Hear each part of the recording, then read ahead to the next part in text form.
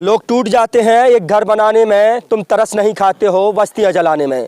एक तरफ जहां आम आदमी में बढ़ती महंगाई, बेरोजगारी और तमाम समस्याओं से जूझ रहा है, तो वहीं दूसरी तरफ उनके पास अपनी ज़मीन, घर, मकान और दुकान बचाने की चुनौती है। नमस्कार, आदाब, भारत टीवी न्यूज़ देख रहे हैं आपके साथ में इमरान। इस वक्त हमारी मौजूदगी आजमगढ़ मुख्यालय से लगभग 10-12 किलोमीटर की दूरी पर मंदूरी में है। मंदूरी में सरकार अंतर्राष्ट्रीय हवाई अड्डा बनाने जा रही है। बता दें कि अंतर्राष्ट्रीय हवाई अड्डा बनाने की जब से पेशकश हुई है, उसके बाद से यहाँ के जो आसपास के जो किसान हैं वो लगातार लगभग 84-85 दिनों से बदस्तूर आंदोलन कर रहे हैं।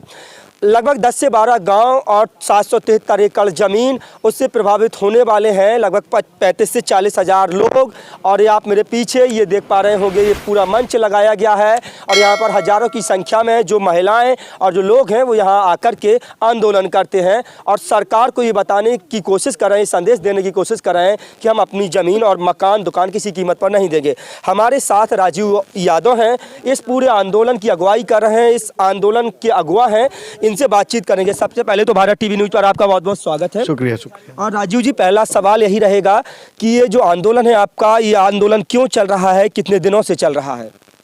देखिए, ये आंदोलन 13 अक्टूबर से चल रहा है, जब यहाँ पर सर्वे करने की कोशिश प्रशासन ने किया। ग्रामीणों ने साफ कहा कि जब ज़मीन नहीं देना चाहते तो सर्वे का क्या औचित्य, और यहाँ के ग्रामीणों का एक बहुत बड़ा ये कदम था। इन्होंने साफ साफ कहा कि हम ज़मीन नहीं देंगे। कृषि और पर्यावरण संकट, तमाम चीज़ें जो संकट की तरफ जो है, इस आंदोलन के लोगों ने शुरुआत से शुरू किया और इस आंदोलन के समर्थन में हम सब लोग हैं। और इस आंदोलन के समर्थन में राकेश टिकैत, मेधा पाटकर, संदीप पांडे, जगदार सिंह बाजवा, गुरनाम सिंह चढ़ूनी, तमाम किसान नेता यहाँ पर आ चुके हैं। और सबसे बड़ा सवाल ये है कि मोदी जी, योगी जी का ये ड्रीम प्रोजेक्ट है। अब ये कह रहे हैं कि उनका ड्रीम है कि यहाँ पर एयरपोर्ट बने। हम पूछना चाहते हैं कि आजमगढ़ के किसी भी आदमी ने क्या कभी कोई ज्ञापन दिया, कोई धरना दिया? हमने डीएम साहब से भी पूछा, कोई नहीं दिया। हम खाद मांग रहे हैं, हम बिजली मांग रहे हैं, हम पानी मांग रहे हैं, वो नहीं देंगे। आप हम जो नहीं मांगेंगे, 3 काले कानून आपने हमारे पर थोप दिए। लेकिन हम साफ साफ कह रहे हैं कि 13 महीने के किसान आंदोलन ने इस बात को साफ कर दिया था कि हम किसान हैं, मजदूर हैं, मजबूर नहीं हैं। हमने इस मुल्क को बनाया है। बिरसा मुंडा से लेकर नीलांबर पीताम्बर से लेकर तमाम लोगों ने शहादतें दी हैं। ये मुल्क हमारी शहादतों पे बना है और इस मुल्क को हम गुलाम नहीं होने देंगे। आज अडानी अंबानी के को ये ज़मीन देना चाहते हैं। हम पूछना चाहते हैं कि यहाँ पर एक एयरपोर्ट बना है, 15 साल से बना है, वहाँ पर आज तक एक उड़ान नहीं हुई। और उसका जो उनको ठेका है, big charter private limited company को उसको ठेका दिया है। अब big charter private limited company क्या है? ये 2014 में रजिस्टर्ड कंपनी है और 2014 में मोदी जी का भी रजिस्ट्रेशन हो रहा है। मतलब अडानी जिस तरह से बेनामी संपत्तियां मोदी जी की अडानी के नाम पे हैं, उसी तरह से ये है।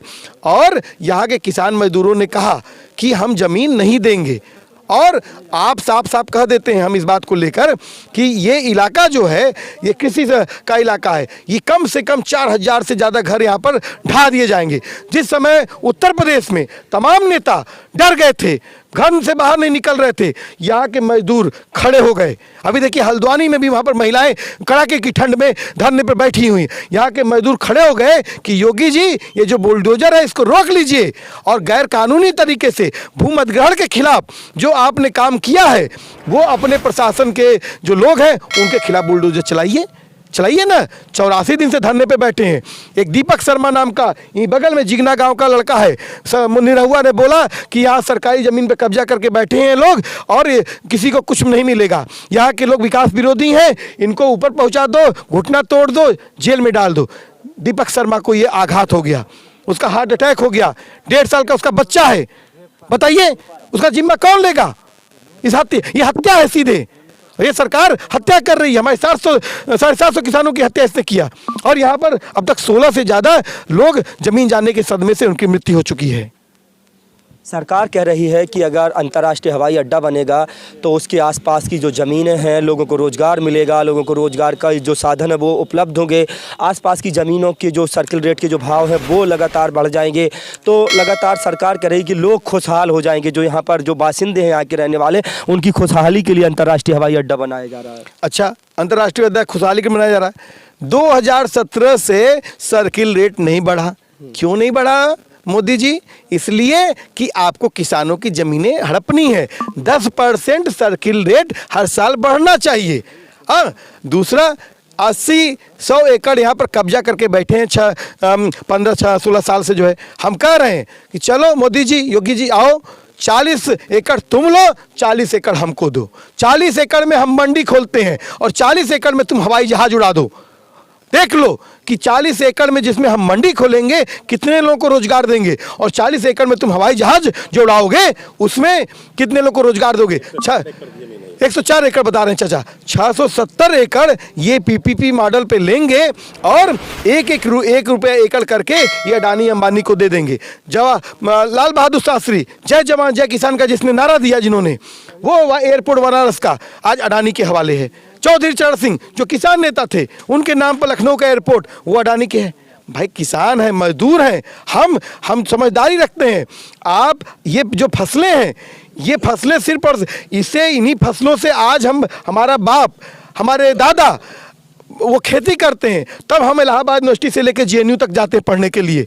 हम ये इन्हीं फसलों से, हमारा अगर बच्चा, हमारा बूढ़ा बाप अगर बीमार हो जाता है, हमारी बूढ़ी माँ बीमार हो जाती है, उसकी दवाई होती है इन्हीं फसलों से। हमारा जो है शिक्षा से लेकर, दवाई से लेकर, पढ़ाई से लेकर सब होता है। हम इसको किसी भी कीमत पर तबाह नहीं होने देंगे। दूसरा बात मैं आपसे कहना चाहूँगा, यहाँ के अभी जिला प्रशासन कह रहा है कि हम बैनामा करवा लेंगे, हम अधिग्रहण करेंगे। अरे भैया कैसे कर लोगे? हम पूछे यहाँ के जिला अधिकारी से, यहाँ पर वार्ता हुई, हमने कहा कि कोई नोटिस, कोई नोटिफिकेशन है? तो कह रहे हैं कि 2 लाइन का आया है कि एयरपोर्ट के नाम पर ज़मीनें लेनी है। हमने कहा कि क्या कहते हैं, उसमें क्या चिन्हित किया गया कि कितनी ज़मीनें लेनी है, क्या किस इलाके की लेनी है? कुछ नहीं। आप कह रहे हैं कि यहाँ के लोगों ने विरोध किया दिन और रात में सर्वे का, तो कहा विरोध करेंगे तो हम करेंगे। अरे विरोध करेंगे, आप कानून के खिलाफ जाने का जो काम करता है उसका मतलब क्या होता है? गुंडा होता है ना। योगी आदित्यनाथ जी कहते हैं 0 टॉलरेंस।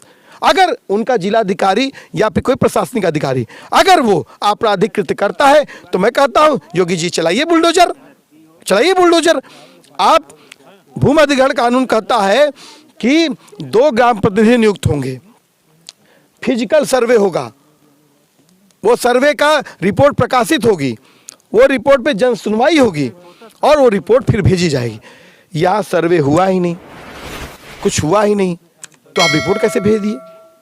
कह रहे हैं, जिलाधिकारी कह रहे हैं आजमगढ़ के, हमने ड्रोन और खतौनी से कर लिया। अगर मुझे तो इस बात में जितनी जानकारी है कि भूमि अधिग्रहण कानून 2013 में बना, उसमें कहीं पर भी ड्रोन और खतौनी की बात नहीं कहा गया है। तो ड्रोन और खतौनी की बात जब उसमें नहीं कहा गया, तो आप अपनी मनमर्जी से कर लेंगे। एडीएम ने बयान जारी किया था, नोटिफिकेशन जारी किया था, क्या था वो बयान और किस तरह से लोग जो है उस बयान को पढ़ रहे हैं? लगातार अखबारों की सुर्खियां बना। अभी आप लोग जब यहाँ पर मंच पर बोल रहे थे, उस समय हम लोग भी सुन रहे थे, तो क्या था बयान, किस तरह का बयान था? देखिए, वो इस बात को कह रहे हैं कि 670 एकड़ का उन्होंने सर्वे किया है, इतना करके किया है, और वो प्राइवेट लैंड है और ग्राम सभा का लैंड है। हम इसमें साफ कह रहे हैं कि सब लैंड ग्राम सभा की है। और यहाँ की बात साफ तौर पर हम कहना चाहते हैं कि लंबा नहीं कहना चाह रहे हैं इसको, बात को लेकर, कि ग्राम सभा को ये तय करने का अधिकार है कि जमीन देंगे कि नहीं देंगे। और यहाँ की ग्राम सभाओं ने तय कर दिया है कि जमीन हम नहीं देंगे तो नहीं देंगे। और दूसरा, आजमगढ़, इस आंदोलन को आजमगढ़ के विभिन्न इलाकों का समर्थन प्राप्त है, पूर्वांचल के विभिन्न इलाकों का समर्थन प्राप्त है।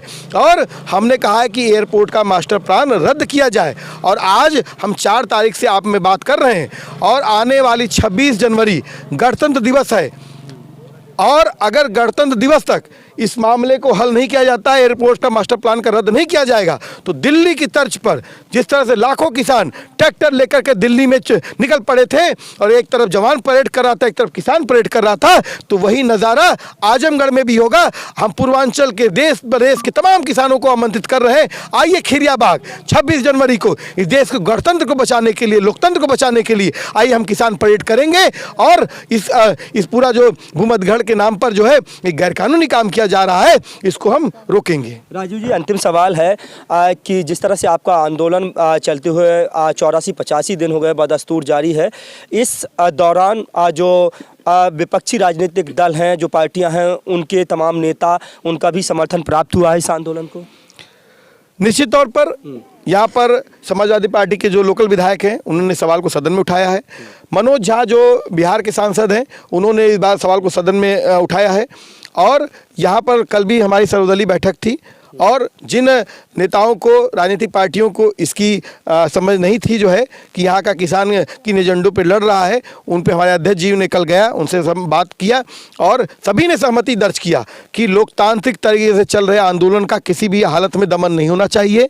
यहाँ पर किसी भी हालत में जो किसान नेता, मेरा वाराणसी से जब मैं आ रहा था तो वाराणसी से मेरा अपहरण किया गया और एसटीएफ ने अपहरण किया था और जो अपहरणकर्ता जो एसटीएफ थी उसके मोबाइल फ़ोन पर एसएसपी एजेंट जज करके नंबर जा रहा था। हम यहाँ के एसएसपी साहब से मुलाकात किए, कुछ नहीं हुआ।